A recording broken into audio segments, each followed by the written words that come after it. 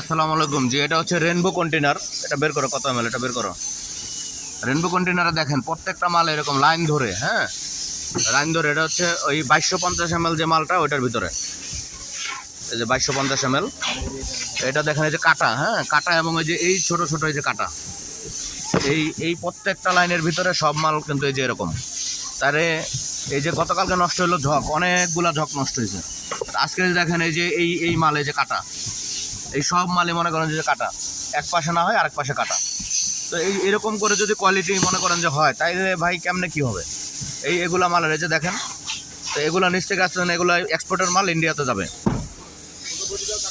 এখন ভিতরে দেখেন মনে করেন যে আরও আছে, তো আরও সাইজের ভিতরেও আছে।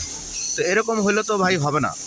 এগুলো আপনাদের প্রোডাক্ট অবশ্যই ইনশিওর করতে হবে। যদি মনে করেন যে কাটা মাল আসে বা নষ্ট আসে, মেশিন বন্ধ রেখে প্রয়োজনে ঠিক করে আবার মেশিন চলবে। 2, 4, 10টা মাল নষ্ট হতে পারে, কিন্তু এভাবে লাইন বাই লাইন ধরে মাল মনে করেন যে চালানোর তো কোনো মানে নেই, আর এই মাল উপরে পাঠানোর কোনো মানে নেই। এই বিষয়গুলো আপনারা একটু দেখেন না। আসসালামু আলাইকুম।